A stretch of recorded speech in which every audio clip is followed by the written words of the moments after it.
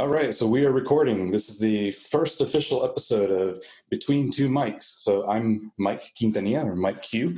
A quick context and background about myself before I hand it over to Mike to talk about himself, and we can get into this. I'm from a small town in Texas. I now live in San Antonio, Texas. And for the purpose of this show, obviously we're talking a lot about politics. I consider myself a bit more of a moderate, probably leaning more towards like the libertarian type of stuff. But I'm a very analytical person. So my background is originally in engineering and biology, so very hard sciences. I'm a numbers guy. Eventually I got into business, and I've done things from personal finance and investing to truck washing, and now I'm a real estate investor and do real estate. And I have a bunch of other businesses that keep me very active. And so this is, one of the fun things that I like to do is, getting into podcasting. And so Mike and I actually know each other through real estate, but I'll let Mike introduce himself so you know a little bit more about him. Hi, my name is, I've been in San Antonio, I guess, for about 20 years already.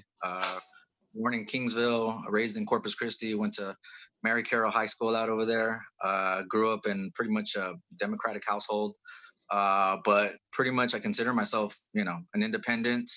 The way that I voted pretty much up until last year was pretty much down the middle, twice for Bush, twice for Obama.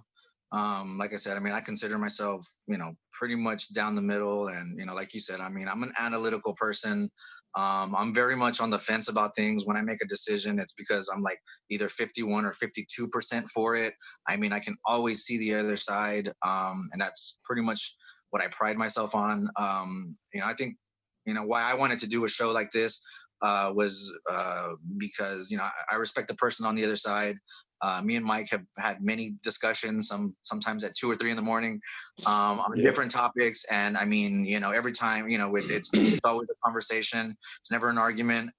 It's always ending with an LOL, a ha ha ha. We both, get that at the end of the day, just like, with most people, just because we don't agree politically does not mean that we have to hate each other. So I'm obviously leaning more towards the left of the left side of this conversation. So most of my views are going to somewhat align, with what the Democrats are doing, whatnot, and hopefully throughout if this continues further and further along, I'll be able to, describe what my views are and why I feel the way that I feel. And like I said, just, I don't think that the other side is evil, so to speak. I know that everybody, has a way to get to wherever they're trying to get to on the map. Some people do A, B, C, D, E. Some people go A, C, E. You know what I mean? It's just, you can go everywhere. So, but yeah, like I said, I'd like to, like I said, keep everything conversational, respectful, all that good stuff. And I'm pretty confident that the partner I chose in order to do this will, hopefully enable us to get that message across. Yeah, I hope so too. And I think one of the great things about our conversations is that we're willing to give and take. Like right. Sometimes we can poke fun at each other, but we all know it's for the betterment of the discussion. Sometimes you need that because the discussions they can get heavy. Like the political topics are dealing about real people and real lives, and how everybody gets affected by these things. And so it's not always about I'm right, you're wrong. It's oftentimes it's about where can we agree to make things work, right. Because at the end of the day it's about results. As an investor, like I can look at numbers all day, but if I don't put my money where my mouth is, I'm not making any money. And that's just the bottom line. So, and I think it's the same with politics. There's a lot of people that talk a big game, and there's a lot of people that try to play a big game, but at the end of the day, it's who's making results. I think it's somewhat too about in politics. There's a lot of misunderstandings. What I see going on is you got some people just have dual conflicting things. I see people that are, they're for Trump because they're, for the fall of the cabal and all this stuff, but yet, they're for cryptocurrency, which is basically going to lead us to a global currency, which is, that kind of defeats the purpose of, that's kind of fighting each other right there. So, Yeah. like I said, I mean, on Facebook, when I've gotten into these long discussions, that's why I want to do this podcast, because my thumbs are tired of texting, and we need to add some voice, some I'm just tired of typing. Yeah. Like I said, hopefully this will move everything along and kind of let people know where we're coming from. And like you said, topics can get heavy. We throw jabs in there. I mean, sometimes we make fun of the other side, dramatically, and we can both laugh about it. And that's what I like. So, but I think when you get to a point you can make fun of your own side, exactly. that's where you have a perspective of reality. I think because nobody's perfect. Like yeah, I voted for Trump. I don't really like the guy. I mean, like pretty much 60% of his presidency is me doing. What did you say? like, bro, you're not helping yourself. It's like that. The mom in the grocery store, and the kid says like, "Oh, my daddy hit me." He's like, that's the kind of reaction I think most honest Republicans kind of get about that. Well, right, and I feel you on that, because I mean, we had a guy, his name was William Jefferson Clinton, who in my opinion was has nowhere near what we got now, but at the time, his indiscretions were pretty graphic in the way that they were described, and all that stuff. So we've had our own, and I think y'all on your side have upped the ante, so to speak. So, it's America. We got to be best at something, right? Number one, right? Yeah, always. But yeah, so for since this is a recorded episode, what we wanted to do is do a live stream so we have engagement from the audience. Unfortunately, we're still troubleshooting some technical issues, so we're going to do it recorded and put out this content. So for anybody who's listening or who's watching this, one of the things that we want to really stress to you guys, the audience, the listener, is engage with us. Let us know what you like, what you don't like, what kinds of things you want us to talk about. Mike and I are pretty active on all fronts of the different policies and decisions and what's going on, not just politically in the domestic sense, but also in foreign policy issues. I'm more big on the foreign policy stuff just because that's just something that interests me. I like the complexity of the involvement of all the moving parts. That's just the way I am. But domestic issues are just as complicated. We have 50 different states with 50 different systems, even though they're all connected by the federal government. Everybody does things kind of differently. So let's hear from you what you want us to talk about, and then hopefully once a month we want to have like a massive live stream of like 2 to 3 hours, and we go into the details of those topics that you want us to talk about. So for today's episode, I thought it would be fun and kind of fitting to call this episode Opening and Reopening. So this is the opening episode of the Between Two Mics show, but it's also talking about reopening the schools and the economy during the COVID-19 pandemic. So let's talk about the schools first. I guess I'll say my position, and then Mike, you could say yours, and we'll just go ahead and take it from there. But I'm kind of mixed on the issue. So and to kind of frame the argument, we're not going to talk about is COVID real or not, if mask wearing is a hoax or taking over your liberties. Like, those are separate topics. I think they kind of they're off to the side of the real issue, and the real issue at hand is safety and efficiency. Obviously we want schools to open because we want education to continue. We want most teachers want to get back to work. They want to be in the classroom environment. But at the same time, from my perspective, I think there's a way to get that done, and it should be done in a safe manner. And it should be something that should be left up to the local, jurisdiction. So like if it should be every school or every state or every city that gets to decide the terms of how they reopen schools. I'm kind of mixed about it. I think on the one hand, no, we shouldn't, because especially for the age groups below like sixth grade, fifth grade, something like that. I mean, and Mike and I were talking about this before we started, right? Little kids you put them in a room, it's like a cesspool. They're always sick. Teachers always get sick. Teacher aides are getting sick. Like they're already getting sick to begin with. And then on top of the unknowns of COVID-19, then putting all those kids in a room together, probably not a good idea. But on the other hand, we're talking about quality of education. If all of these kids are studying remotely, are they still getting, first of all, access to education? And are they even getting quality education? So that's something we're going to talk about. And I feel like the age groups, above sixth, fifth, seventh grade in that age group, I think they can tolerate virtual learning. I mean, they're in a generation that grew up on iPhone and iPad and Google. Like these kids, they're savvy enough to know how to navigate with these technologies. If anything, they could probably be teaching the teachers how to use this stuff. So I don't see a concern for them having to return to the classroom, from a safety perspective. But then again, we have to address the quality of education perspective as far as, are they getting access to it, and what kind of that access that looks like. So that's my position. I'm kind of mixed.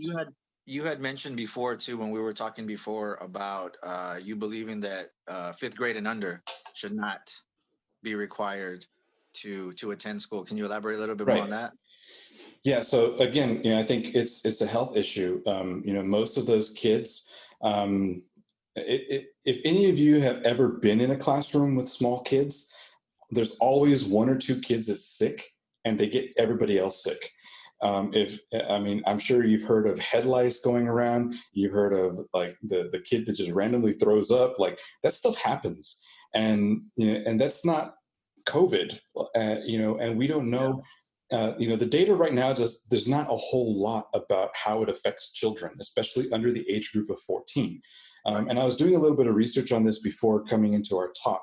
And it actually looks like the age group under 14 is actually does significantly better when exposed to COVID than any other age group. So there's fewer hospitalizations, there's fewer cases. Don't get me wrong, there are cases. I think right now nationally, of all the testing, there's something like 200,000 cases of COVID in the age group below 14 years. Right. But of those 200,000 is something like 100,000 hospitalizations or 80,000 hospitalizations, something in that ballpark. But even in the hospitalizations, the mortality rate is extremely low. So of the like 288,000 cases so far, I think up through last week of July, the death rate for that age group of 0 to 14 years old is something like 0.04%. So that's a fairly small number, all things considered. I mean, I'm not saying that that's a good thing, because any loss of life is terrible, especially elderly and the young like this.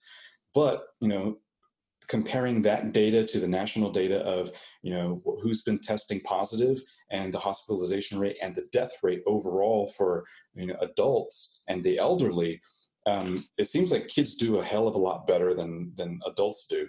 So even though the data shows that currently it might be okay to send them to school, because even if they get sick, nothing's really going to happen. Right. The downside, the threat is you still have teachers, and a lot of these teachers are like legacy teachers, right? Like being a teacher has been on the decline for the last 10 years. There aren't a whole lot of new blood coming out of college, getting their teacher certificates and going into the public school system. Instead, what's happening is we see these college students who come out of the education schools and go straight into a master's or PhD, and they end up being on the academia side of things, where they're either running a school as an administrator, or they're staying in higher education institutions and studying academics or education. So that means that the teachers that are in the school districts, by and large, have been there for a long time. So you have adults, later age adults, and almost pushing the elderly age range. And so that means if the kids get sick, even though they can handle it, what about the teachers? Right. You're putting them at risk. But again, we don't have data as of right now to show what what's the transfer rate, how likely someone is to catch it from a child as opposed to a child catching it from an adult. Right. Right. So we just don't know it. And so my idea on that is, we don't have the data, so we should either take it slow until we can get the data, or let's hold off and play it safe. Right. And I'm with you. First off, teachers should get starting pay at 60,000. That's another topic we can go after. But yeah, no. I'm definitely for not opening schools. And I mean, this comes from I'm a parent. Like I told you before, I know for a fact that distance learning sucks.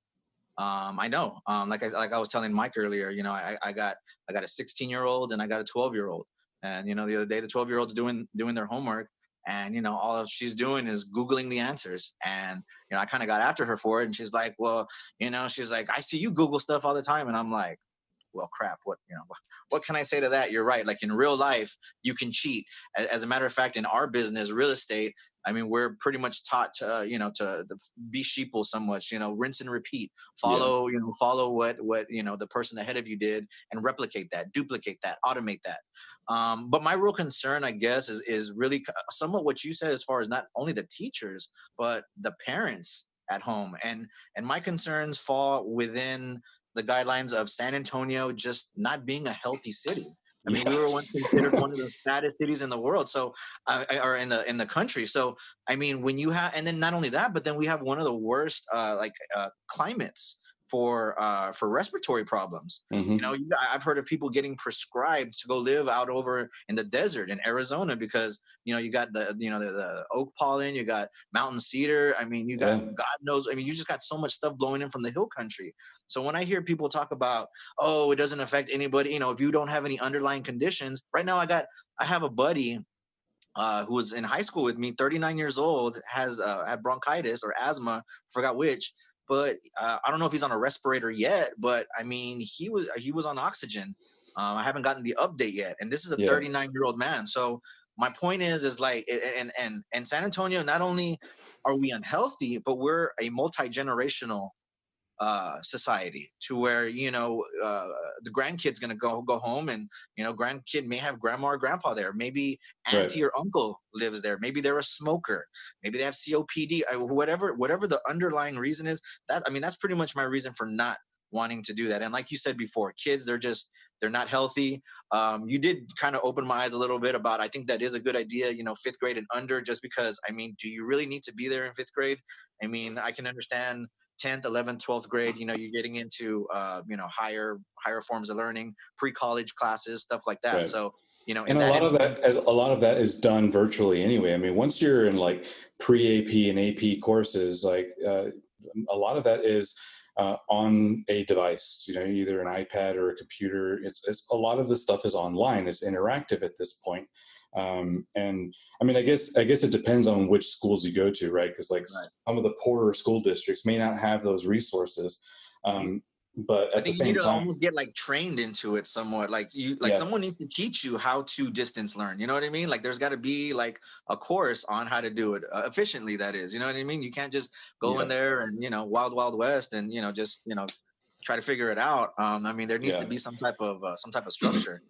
Sometimes, I think that's part of the concern. I think that's part of the argument of why schools should open, because when the pandemic first started and it was, everybody decided, okay, we're going to close schools down for safety reasons, and we'll just continue this semester online.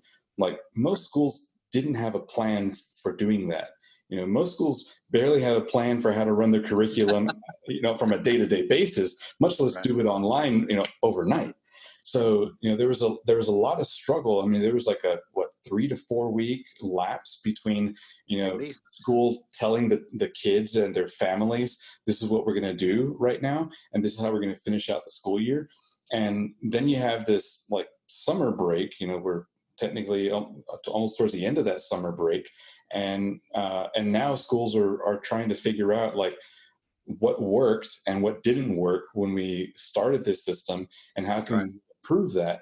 But now we're so close to the start of the school year that there's no way to test those ideas without putting the kids through that. So that's the risk for the students. Again, going back to accessibility and quality of education, are the kids really even getting a quality education? They're basically guinea pigs at this point. No, they're not.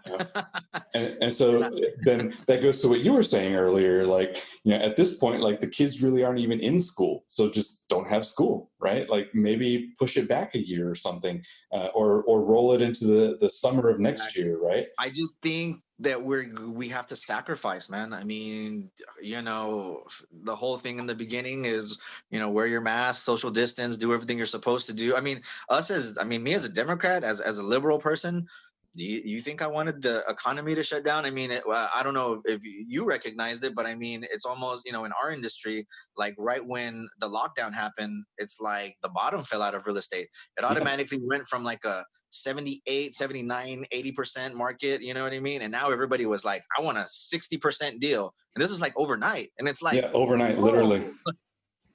Like, whoa, like, did that come? I mean, like I told you before, man, in one of our prior conversations, it's like having a pet pterodactyl. No one's ever had a pet pterodactyl. So every day is something new. Every day we're learning. Were we smarter, than we were yesterday? I think that's basically what we need. The goal that needs to, that we need to strive for is: are we learning from our mistakes? Are we learning from our successes? You know what I mean? Right. Are we taking the politics out of it? Forget who you're voting for. Forget all that stuff. I mean, let's look at the examples. Let's look at Europe. Let's look at Canada. Let's look at Asia, who's been wearing masks for 20 years since MERS, SARS, all that stuff. I mean, they're still in the same situation that they were in before. So that's my take on that. Without trying to get into masks and all that stuff. That is another issue. I stopped myself from going there. Awesome. But I think a good way to segue the conversation is, going back to whether or not schools should open. If schools are to open, and that's part of the economy, right? We're trying to get people back to work, and we're trying to open the economy. The question then becomes, what happens to the households where those parents are now going back to work, but they don't have childcare for the kids at home that are needing to be doing virtual learning? That's a huge concern, I think, for a lot of parents and for a lot of individuals who don't have any family to help them, because, I mean, most daycares, they're still closed. You can't take kids there. Hey, here's an idea: stimulate the economy. Extra tax credit for taking care of kids or something like that. You know what I mean? That's an idea. I know there was a discussion about that, but I don't think it was included on this last bill. And I think it was supposed to be on the proposal for something in August. But yeah, there was something supposed to be there as a tax credit for taking care of kids, or at the very least, if you have to pay for childcare, you would get something back. Yeah, right. But that, I think that's a real concern, because as you gradually open the economy, that means people are going back to work, but what's happening back at the home? If you have kids and they're not going back to school, if you don't reopen the schools, but you reopen the economy, right, then you get that situation. I mean, we're at where we're at because of where we're at. And I mean, beautifully said. I know lots of words. Exactly. I mean, we're here, and my plan, and I think everybody else's plan would have been to nip this in the bud. Short-term pleasure for long-term long-term pleasure, short-term pain, one of those. Basically we just got to stick it out right now. I saw I don't know if it was a study, it was an article, something that said that it was going to take 6 weeks, 7 weeks, 8 weeks, something like that, if 95% of of Americans would adhere to the social distancing guidelines, wearing the mask, social distancing, all that stuff, that we could safely start reopening up the economy in about 6 weeks or so. So, like I said, me as a liberal or whatnot, I don't want to shut down the economy. I mean, Texas is, I mean, for now, it's a red state, maybe purple, you know, couple of weeks, no, a couple of months, no one knows. But I mean, that's where we're at. I mean, and I mean, it's follow the science. That's it. That's all I really got to say. Forget who you're voting for. Forget Yeah. all this other stuff. Let's look at Unfortunately, we're in a position that science has been politicized. right, And right, and and that's and the, and the, and and the that thing about and the thing about it is that, like I said, I mean, I what I keep hearing is, oh, in the beginning, you know, they said, you know, Fauci said, you know, you don't have to wear masks, and my pushback was, well, you know, that's when, you know, we were in a shortage, and we needed to give those, you know, those that equipment to the frontline workers. So I mean, does it suck that they were, you know, giving us a false message? Do I understand it? Yes. But now we've had about 6 months to look at the science, look at the data. Like I tell people, I mean, why do freaking teachers, why do schools make you bring tissues to school? You know what I mean? So that you can put that up to your face when you're going to sneeze, and you don't spread it everywhere. You know what I mean? It's, to me, it's just common sense. I mean, you know, if you sneeze on your hand with a napkin, and sneeze without, and see, you know, how much moisture is on there. I mean, that's a little Mr. Wizard experiment for anybody that wants to try it at home. But I mean, I'm sorry. Like I said, that's, I mean, I get facetious, I get sarcastic about it. But to me, I mean, I'm a common sense type guy. You know what I mean? Show me the yeah, science. yeah. Show me, and even though the science is conflicting, I see what the science was 6 months ago, and I see what the science is now. And I mean, make a determination, and you see who is, how many times X person has been right, and how many times Y person has been right or wrong. You know what I mean? Yeah, So yeah. And I think that's one of the most difficult aspects of the whole politicization of it, because science is not a definite science. You know, right, that's the whole point of it. Science is a methodology of learning, right? You're studying something. You have a hypothesis, you test it. It fails, or it proves you right, or you learn something out of it and you adjust, and then you continue making adjustments. That's the right, way science works. You know, right? Like when they came out at the beginning and said, you know, masks aren't necessary, it wasn't a indefinite end all be all. And we right. found out later, oh, maybe you should wear masks. I mean, it's like, it's not as dramatic, but it's kind of like saying back in the day when the AIDS epidemic began, you know, they're Right. like, oh, it's a homosexual disease. Like if you're gay, Right, exactly. that's the only way you get it. But And then as a we found matter out of later fact, that as a wasn't true. right. And as a matter of fact, I think you can relate COVID to AIDS, because you hear a lot of people saying, well, you know, you're dying of asthma, you're dying of cancer, or you're dying of you know, whatever it is. And then we used to say the same thing about AIDS. Like, you know, you didn't die of AIDS, you died of cancer, because, you know, it compromised your immune system, made it weak, let the cancer come and destroy your body. And it's the same thing with COVID. I mean, it's a virus. You know what I mean? You're not gonna, you know, technically, so to speak, you're gonna die of the virus. You're gonna die of the, you know, of what the virus causes your body to do.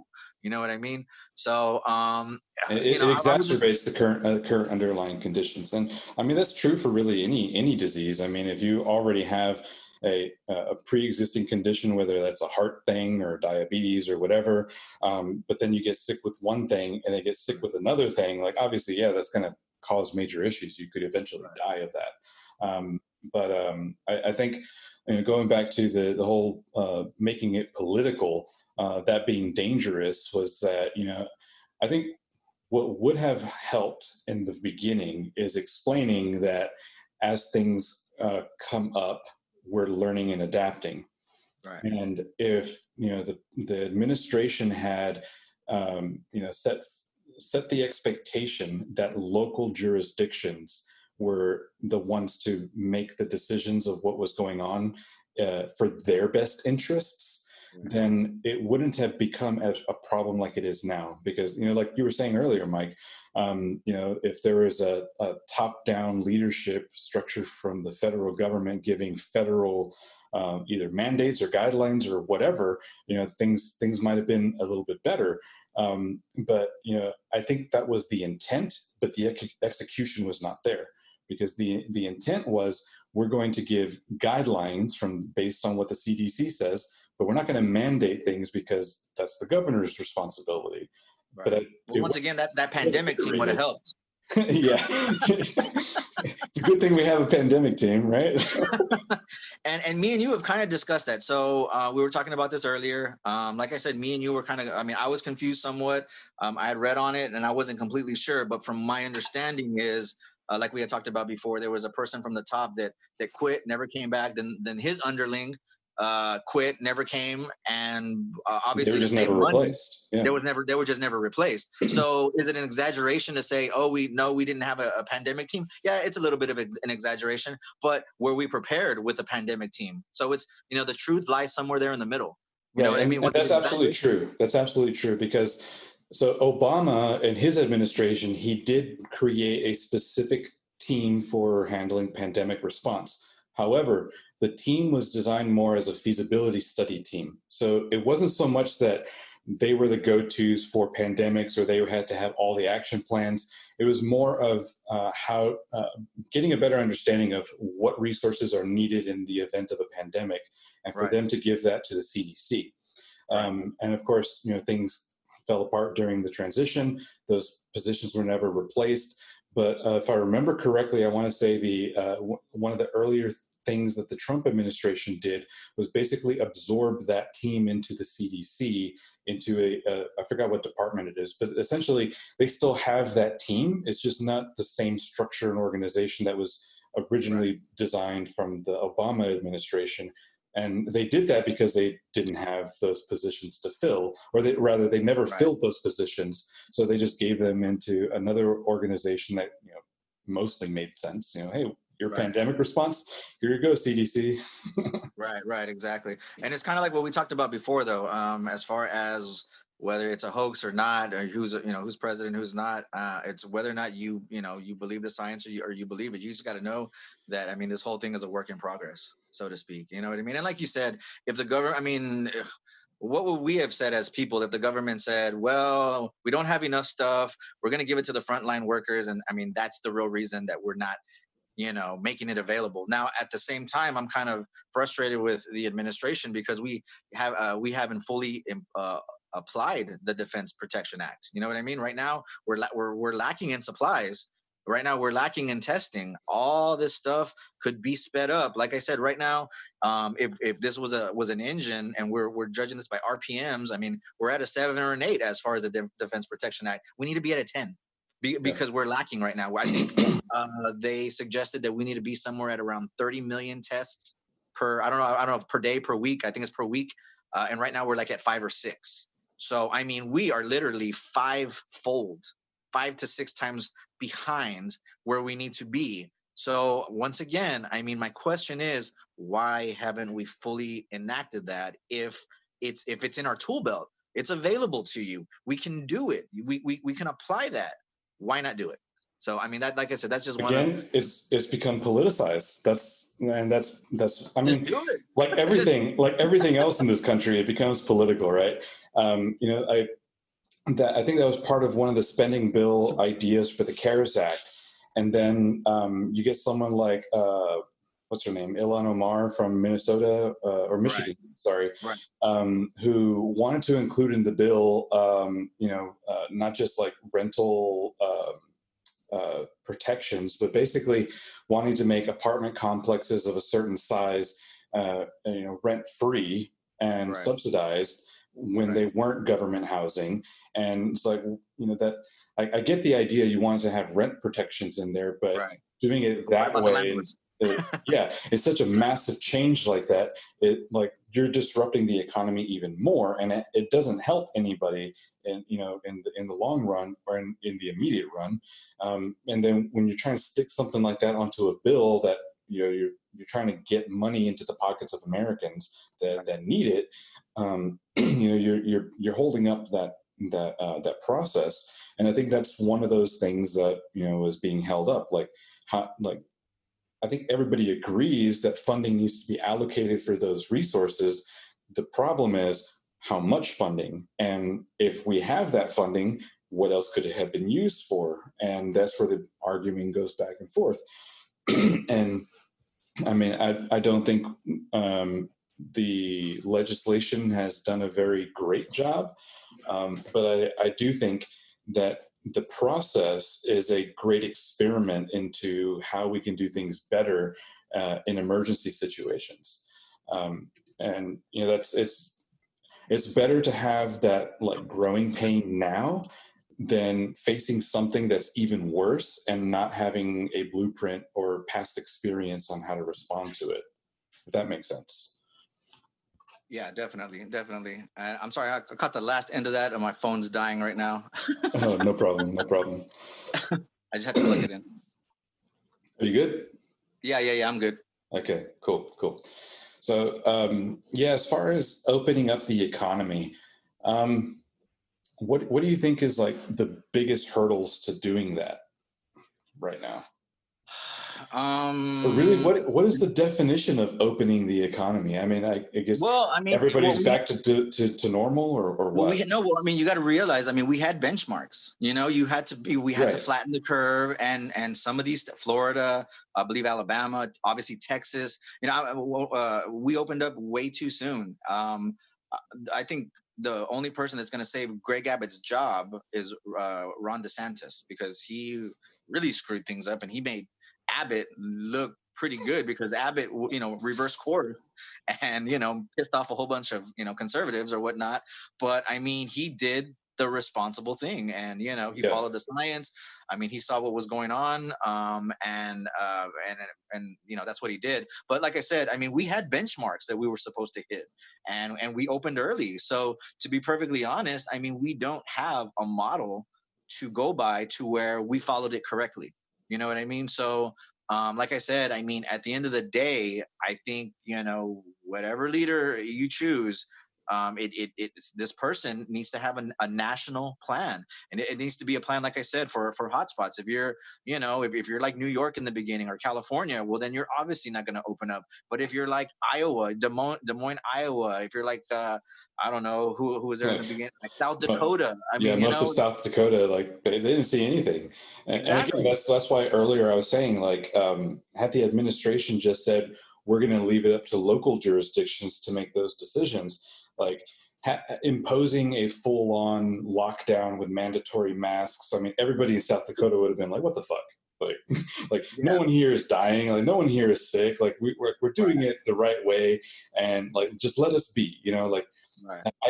I get that. I get from the perspective of, preserving your liberties, that the government shouldn't have to tell you what you can and can't do, like wear a mask, and like that would have been totally understandable and applicable in that sense. Whereas like New York, like they got hit hard very early on, and it didn't help that you had Cuomo looking at the data like in real time on the news, showing 66% of all new COVID cases and deaths come from inside the home, and he's telling people we have to stay locked down for another 4 weeks. Right. Like right. that. When you have leadership like that and differing leadership styles all throughout the rest of the country, and then have a president that makes a mandate that differs with the needs and the leadership styles of the different jurisdictions. Well, I just think that New York was the epicenter. That's pretty much, I think that's where it started, or that's where it came into. I'm not even so sure it's a Chinese virus anymore. You know what I mean? They found feces samples, I believe, back in March of 19 in Spain or Portugal, where there was coronavirus there. So, I mean, there's a lot of data now that kind of shows that, maybe it wasn't from China. But like I said, I mean, that's just, whether it's from China, whether or not it's from Europe, or, I mean, it doesn't really matter. I mean, I believe the science stays the same. I mean, more than likely, there's different strains popping up here or there. But like you said, I mean, nobody knew, and I may get these dates wrong. Nobody knew. I don't know when the first case of chicken pox was, but nobody knew 30 or 40 years down the line that you were going to get shingles. You know what I mean? Nobody knew that if you caught a case of herpes, you know what I mean? That whenever you got stressed out, you know what I mean? Going to take a picture day or anything, you may get a cold sore. You know what I mean? That sucker may pop up.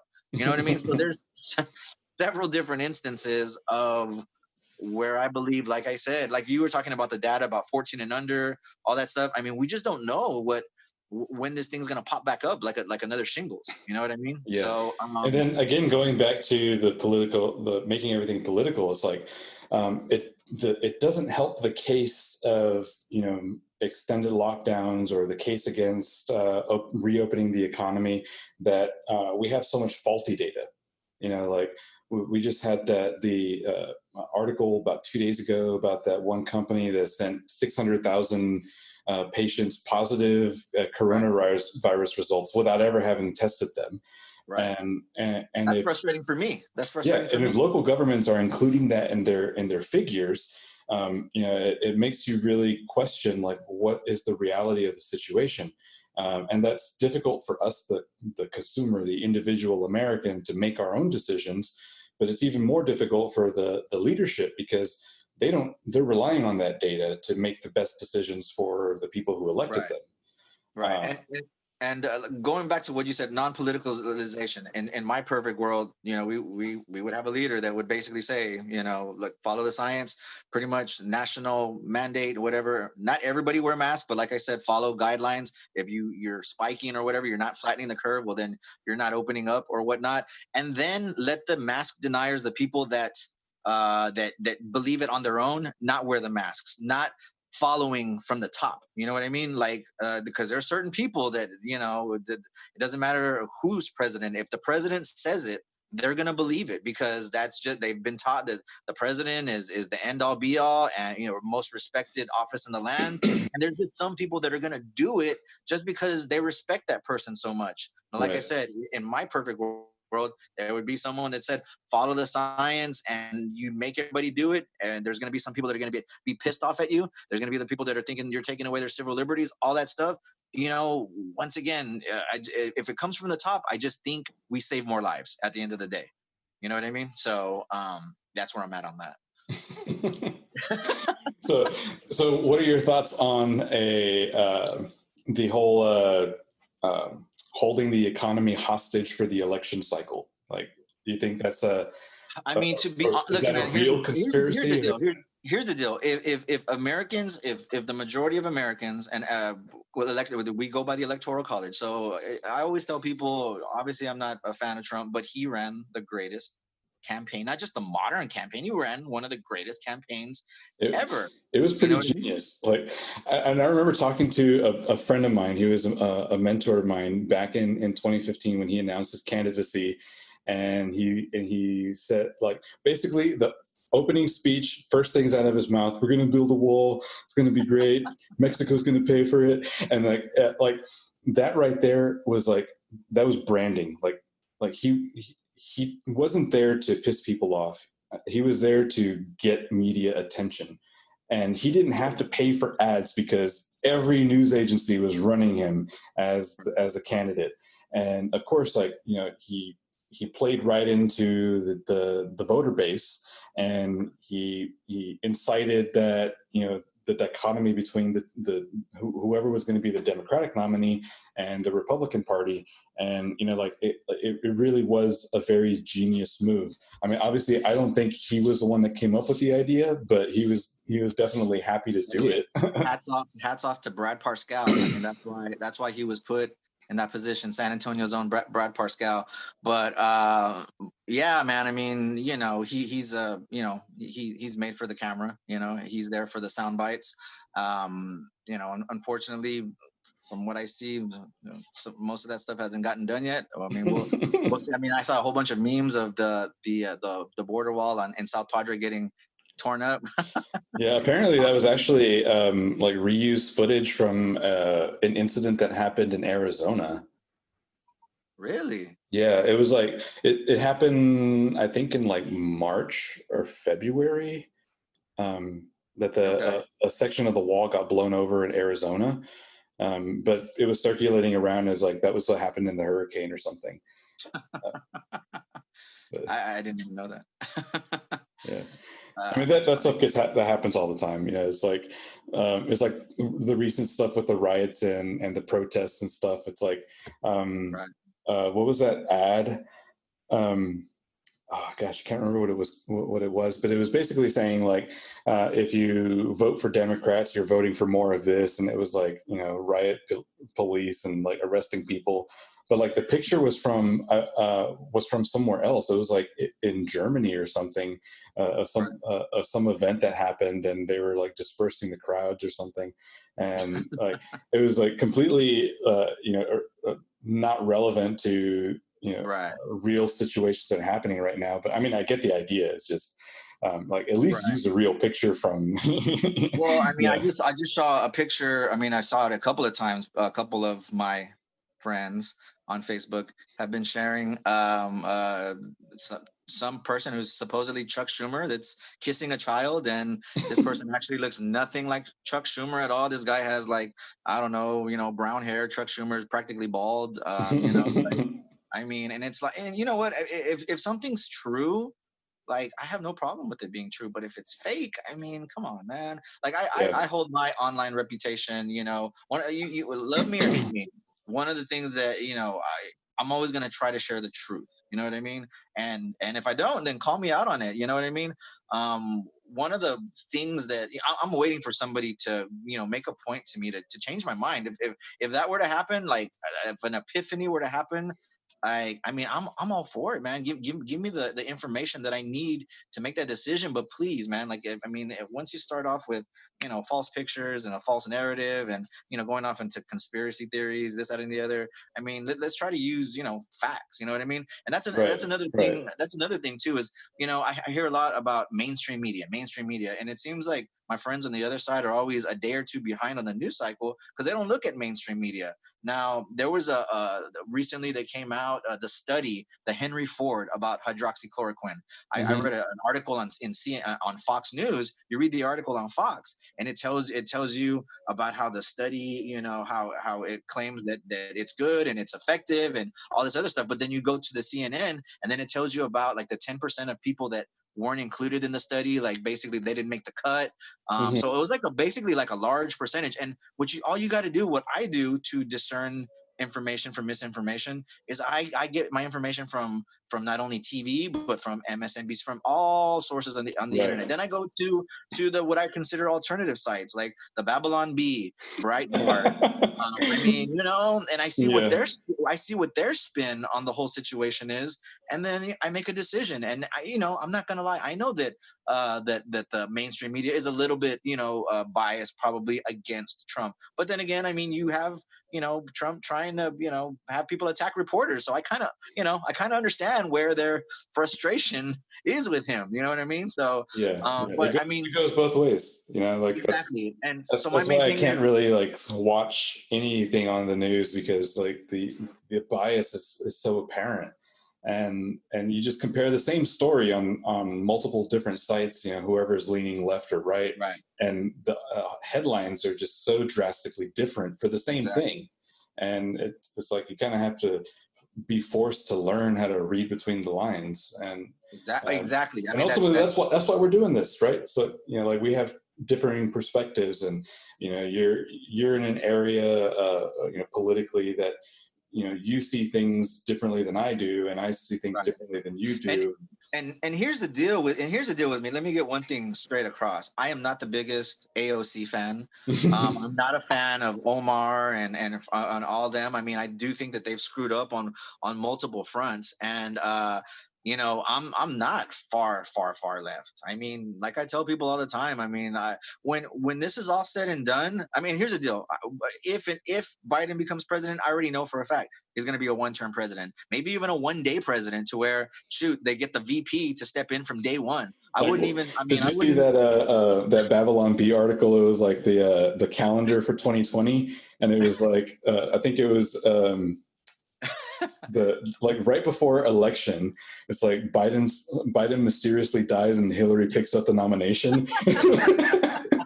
I haven't seen that, but I mean, like I said, I wouldn't put it past. But like I said, I mean, at this point, I find it comical, really, when people share the the basement Biden stuff and all that stuff, because I'm lukewarm. I barely like the guy. I'm gonna be honest with you. You know what I mean? I mean, I'm barely there. But at the end of the day, I mean, I almost feel like putting a weekend at Bernie candidate that's gonna not do much. You know, Yeah, yeah. basic action by inaction, so to speak. Well, I think the reason why Democrats are for him and Republicans are against him is the same reason: is that everybody sees that at this point in time, I think everybody can agree that Biden's not going to be an effective leader, but he has the backing of all the Democrats. So he's basically And just there. he's got the backing of the progressives too, because Right. they were kind of, it took them a while to come and catch up to, I mean, because you had Bernie people that were like, I'd rather vote for Trump, and I'm like, come on, man, like like we can't be thinking that way, man. One for all for one. So Yeah, and essentially he's being a placeholder, right? yes, So and like I if know that. the And we Democrats know that. win, like that's just a way to get Democrat policies through, and that's why the Democrats want him to win. But and that's why Right, the Republicans don't want him to win because right. it's really not his platform or his ideas. He's just there to let I don't know, everybody else man. come in. It's going to be remain to be seen. I mean, you know, people are saying that, you know, the polling's fake, all this other stuff. I'm not going to lie. As you know, when I saw the poll numbers, I saw a 15-point lead. I was jumping up and down. You know what I mean? And then I caught myself, and I'm like, what if it's not true? Like, you know what I mean? And that little, like, let's just stop and think for a little bit. And is there a possibility? But you know, I go look at the electoral map. I mean, I and what I see is good for me. And here's the deal, and this is what I've told a whole bunch of people on the other side. I honestly think it would be a very tight race if he would have canceled that RNC from the very beginning, and if I mean, just if he would have gone with the whole mask thing. You know, it's like he went with the mask thing for one day, what, yesterday, and then, you know, and then you get the retweet of, you know, of the doctor, and, you know, and all the other retweets that he did the other day. So, Yeah, yeah, you know, I just wish he would but stay on message. You know what I mean? yeah, but I think the thing that is turning the case towards Trump's reelection is the quote unquote civil unrest with the ongoing riots. You know, because it's true, the local leadership hasn't really taken a whole lot of positive action.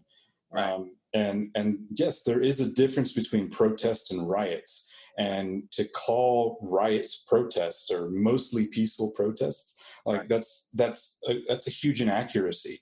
And you know, people are getting tired of that, and they want that to end.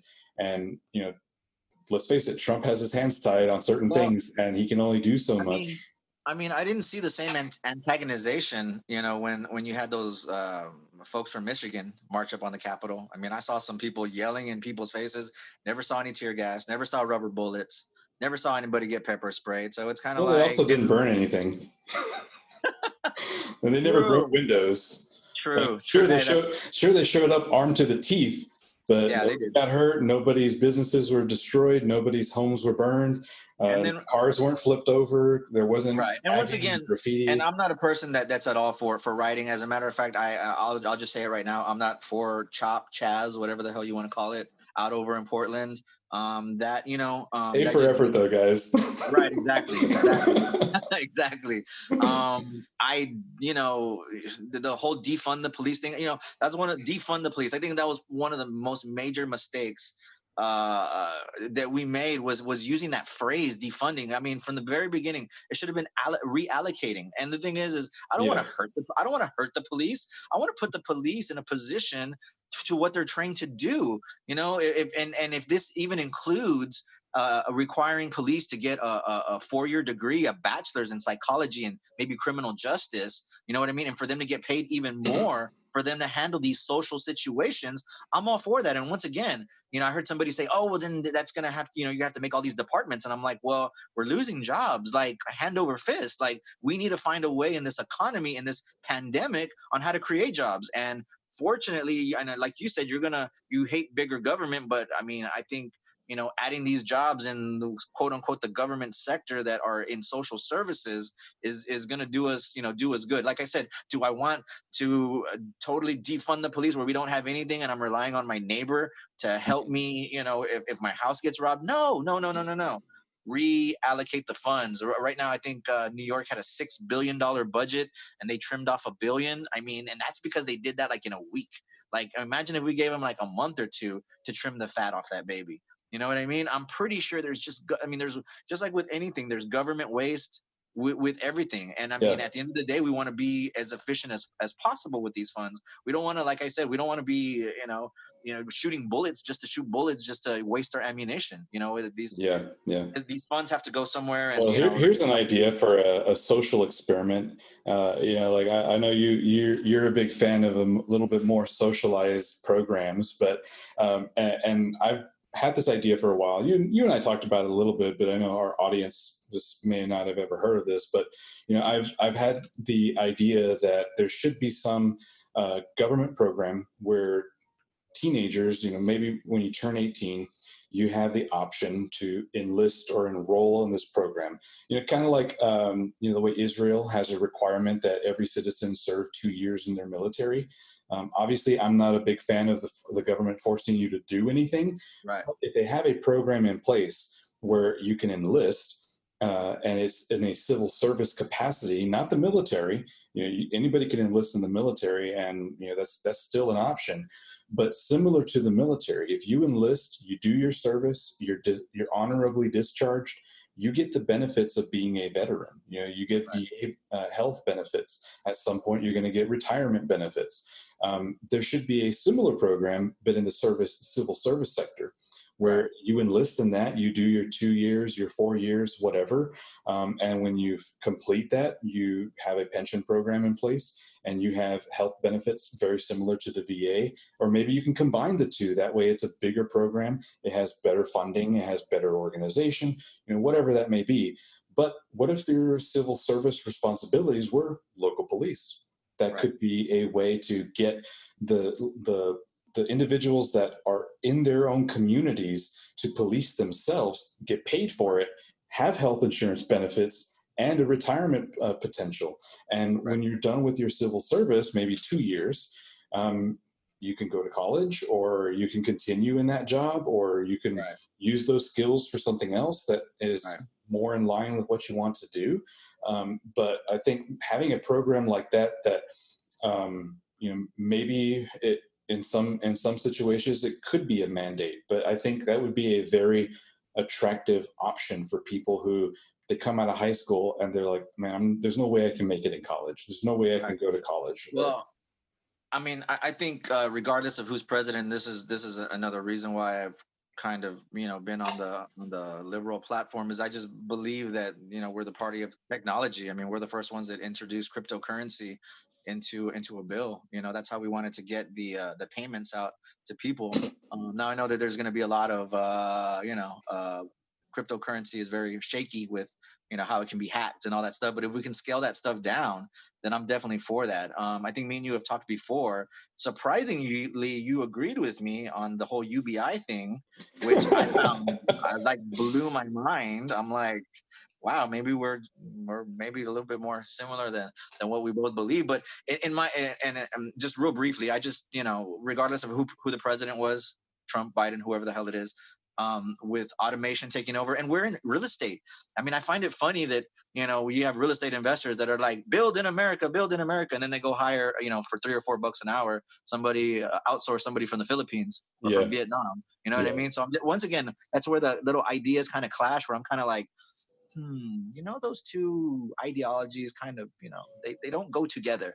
But I mean, like I said, I'm figuring pretty soon, within the next maybe even sooner than what I thought, we're going to be like at 30% unemployment. So while you have, like I said, I'm talking about, hey, let's add to the social workforce, let's, build up these different departments, and people are like, well, that's just going to create, more of this, that, and the other. And I'm like, well, what it's going to create is more jobs, and we need more jobs in a society where we're losing jobs, where Amazon is killing brick and mortar. I mean, JCPenney, Macy's, Saks Fifth Avenue. I mean, they're all closing.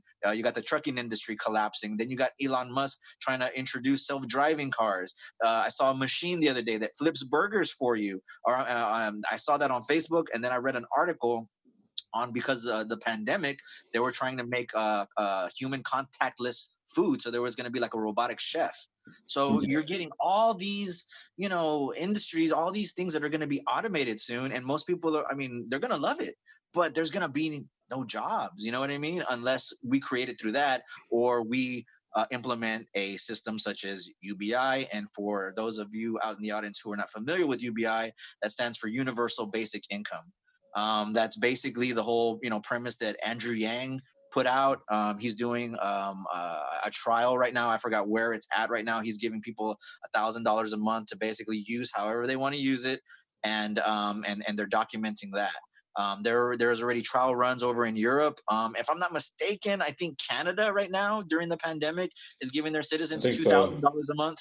So, Yeah. I mean, and right now we're in the trial run of UBI. So, like I said, I mean, I'm just telling the folks out there who thinking I'm, maybe, have a tinfoil hat and, oh, you're crazy. I mean, imagine a society where, shoot, you don't have any more homeless people. Now, a couple and their kids, they get, 1,000 each. So that's 2,000 each. Their two kids get 500 each. So that's 3,000 right there. So now they have $3,000 of disposable income to pay for rent and to pay for basic necessities. And you can opt out if you want, or you can donate that to, whoever you want to, if you're of a certain income level and you don't want to, take advantage of that. So, like I said, what surprised me, what you said about that whole idea was that it was a capitalistic idea. And I believe, if I'm not mistaken, you said, well, I mean, at the end of the day, I mean, it makes money. And I said, well, shoot, I mean, a whole bunch of the programs that I have in my head that are social, either make or save money. But what were your thoughts on that? Yeah, so Can you with the elaborate? UBI, yeah, I think it's a novel idea for the problems that are anticipated. Like you said, unemployment from automations. Now, I don't think unemployment from automations is ever going to get to a situation that it's unmanageable.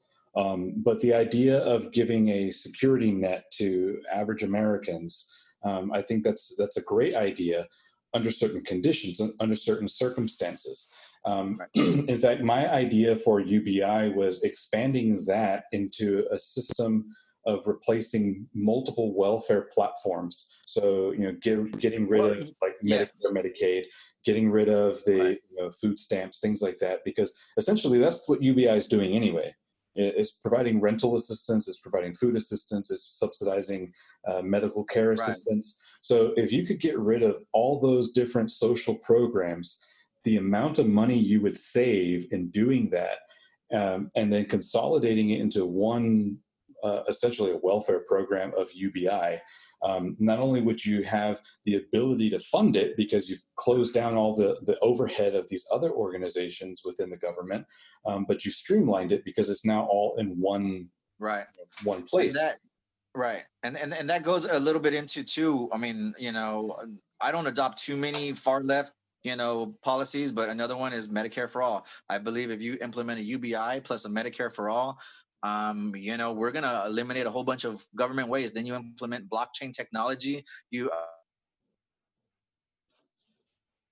And you accidentally muted yourself. The Bernie There you Sanders, go. he explains that per year, you're going to save $600,000 for the Medicare for all just on administrative costs, just because of all the medical billing and all the coding and all that stuff. There's just how many errors that there are. If you have one centralized system, hopefully that's backed by something like blockchain, where like I said, you decentralize it and implement it that way. I mean, here's the deal. I think about all the people who were on respirators who are going to get this astronomical hospital bill. You know what I mean? Or anybody else. If we get into I don't know, 10 million cases, 20 million cases, even if our deaths are at 300,000-400,000, I mean, what position is that going to leave our health in? You know what I mean? So, but like I said, I mean, my big two things are UBI and Medicare for all. And I just think, like I said, automation is leading us to the UBI, and Medicare for all. The pandemic's going to push us into Medicare for all. I even heard Biden in that video that I shared, the promo, the Obama Biden, where they had the conversation. Biden threw in that the payer option for Obamacare. That would be a game changer right there. It's the single payer option. Anybody that hasn't, that's another thing that I want to do for you. Those of you that haven't heard of these, terms or concepts, go look them up. You know what I mean? Go see what we're talking about. Go do, let us plant the seed for you, and, go grow the plant. Go do your own research. So the biggest issues I have with the healthcare for all or universal healthcare is again, there's certain conditions, right?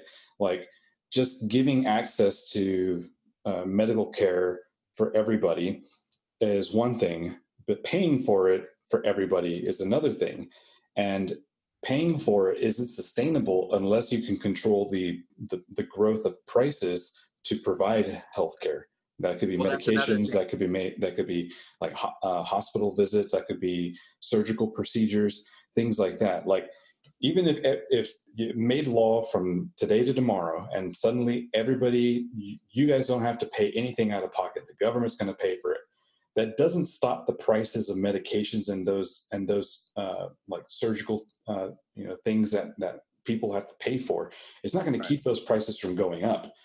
So that means as those prices go up each and every year, the government has to pay more and more every single year, which means they're going to tax us more every single year. And at what point is it that it doesn't become sustainable? It just becomes something, everybody wants that. Nobody wants to pay for it out of their pocket. But if we share the costs from a taxation standpoint, that seems a bit more fair. Well, go look at Andrew Yang's plan on data. Like he asks, have you ever received your data check? We got our data being shared all the time, and we're not getting compensated for all this. We're essentially building, this supercomputer, this internetwork of this super brain, and it's collecting all this data, and we're not getting compensated for it. And I believe they're doing a trial run on data collection for citizens and how to get compensated for that. So that's another way, like I said, to possibly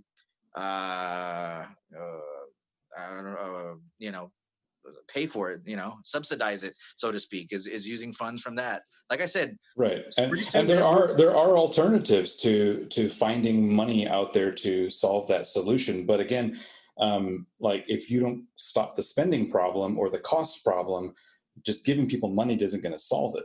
Like it's still going to cost something, and those two things aren't going to keep up with each other. Honestly, I think if you got rid of the whole Medicare for all, Medicaid, all that stuff, and just replaced it with a universal basic income package where the government has the ability to negotiate those prices of, for sure, of treatment options and medical care or devices and medications, then that's really the only way to be able to not only remain competitive in the market as a medical professional or medical company, but also be able to continue providing innovations, because that's one of the big concerns and the drawbacks of Medicare for all is that if there's only one cost and everybody pays it, then there's no real incentive for anybody in the market to compete.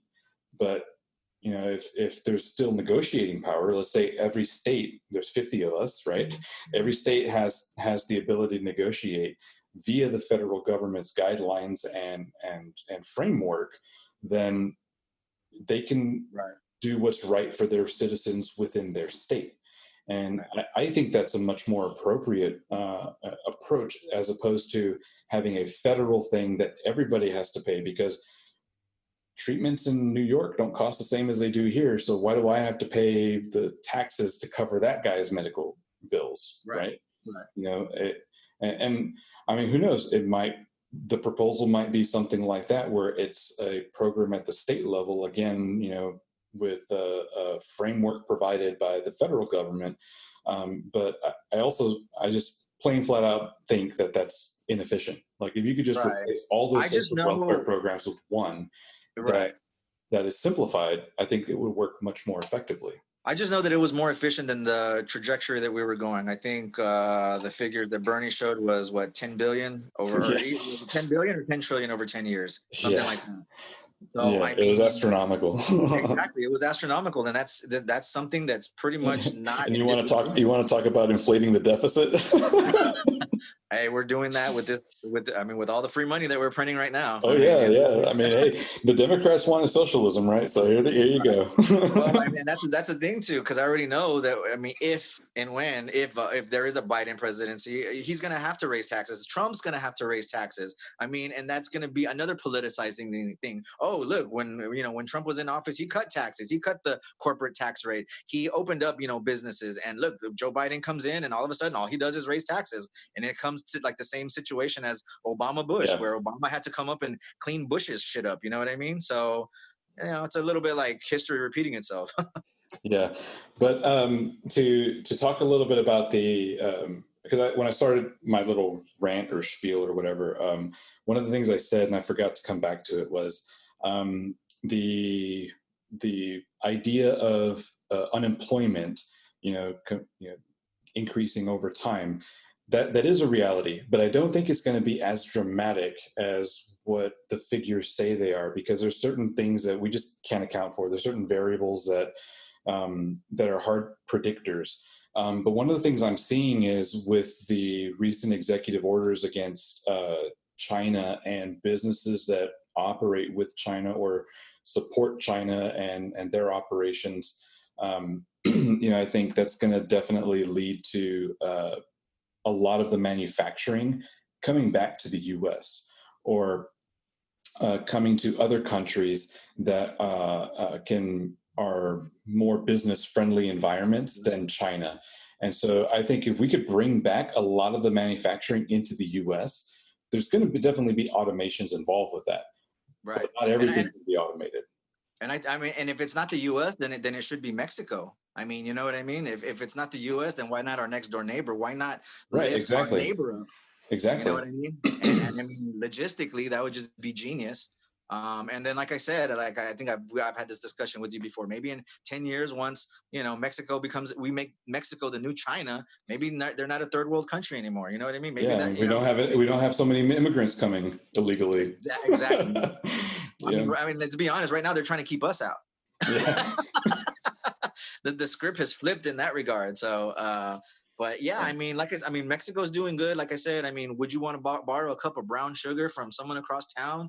No. Would it help them out? I mean, in a realistic world, probably not. But our next door neighbor, if they're right there, if they're steps away from becoming second world, first world country, whatever it is that they are. I mean, logistically, if it makes sense, why not, instead of shipping stuff over from China, let's just ship it over the Rio Grande. Right, exactly. And even with things like medical or medicine, rather, it became very apparent at the beginning of the coronavirus outbreak. It was like, oh, by the way, a lot of our vaccines are produced in China. So what if China just said, hey, we're not going to give you these vaccines? Like, what happens then? Like, where else do we go? Who else makes vaccines? Like, we don't do it here in the U.S. I mean, sure, we do it on a small scale for testing and all that other stuff and viability studies and things like that. But I mean, I think 80% or 70% of all manufacturing of things that are here in the U.S. come from China. So, I mean, I think if we could bring some of that back, we don't have to do all of it. I mean, India is there. They're like, we're kind of ignoring them for a long time, but I think they're going to be the next regional superpower for as an ally that we could rely on. And if we move manufacturing to India and then the rest of it back to the U.S., that would continue to increase jobs, and that would kind of make it a soft blow or give a cushion to the unemployment issue. We got to pay attention to what's happening globally. I mean, right now, India and Pakistan are on the brink of war. And like India and China. Or is it India and China? I think it's actually all three. Yeah. And I mean, this whole thing with the South China Sea, the U.S. is starting to flex their muscles over in the South China Sea. I mean, World War III pretty soon. I mean, I can definitely see Russia, Syria, Iran, and North Korea coming together versus more allied forces. I mean, anytime you throw nuclear weapons in there, it's any person's game. I just before we got on this call, I saw that Russia is supposedly coming up with a vaccine in 2 weeks. So because they've been stealing all our nothing to worry about there, intellectual property. but I do get the whole thing, trust me, like I said, I don't think every single thing Trump does is wrong. I understand the whole, the thing with China, the intellectual property, this, that, and the other. But I mean, at the end of the day, there are people that are suffering, mainly the farmers. And I mean, let's be honest, I haven't even heard anything about the tariffs in a while. So I mean, how long are those tariffs going to be there? You know what I mean? Yeah. So I mean, we live in a global world right now. And like I said, I mean, I think we're eventually going to get to a global currency. I don't see why not. Like I said, it's not like I want like a one world total government. No, but at the end of the day, we are a global economy, and it would just make sense, probably be more efficient to have one denomination. So, well, that was kind of the experiment and the idea of the EU, and that's largely in part of why we had the really bad debt crisis in Greece, because of the fact that they lowered the retirement age to like 36. Well, I mean, aside from that, like the currency exchange rate is, at some point it started to balloon excessively, and Greece just couldn't pay back. They couldn't borrow against their own currency because it was essentially valueless against the euro.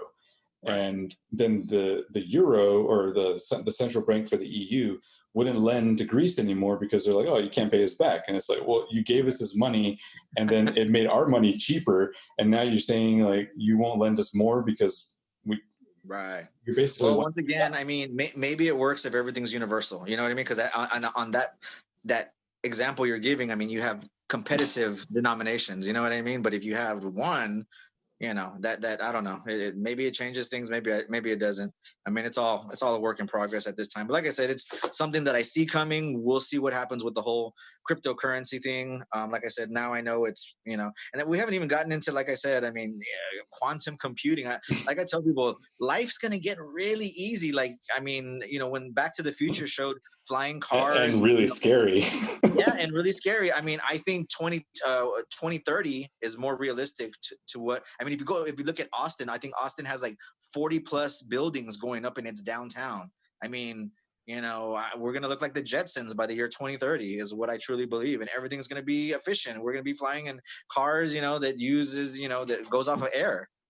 So, but we'll see, man. We'll see where the technology takes us. Cool. I got my little one in here already. Found me. This may be a good stopping point. Yeah, probably. And it looks like we've actually gone on for an hour? Yeah, almost an hour. So, right. I never got kicked off from Zoom. So okay, we'll take it, right? All right, man. So that's the end of the first episode. So I think it went pretty good, and we got tons of more stuff to talk about. I mean, things happen every day, like you said, right? We just gotta deal with it and see. We have stuff that happened today that we wanted to talk about, but both of us weren't fully versed in. So I mean, that's going to be the idea behind the show. Is we want to put topics out there on the fly, record these Zoom calls. I mean, I'm liking the recording of it and then putting it out there and then seeing what y'all's feedback is, and then just basically going off of that. So we'll see how how that all that works out. But so far so good. Yeah, so if you guys got questions, you like what you see, you don't like what you see, whatever, hate on us, love us, doesn't matter, put it in the comments. Thank you. All right, have a good one. You too.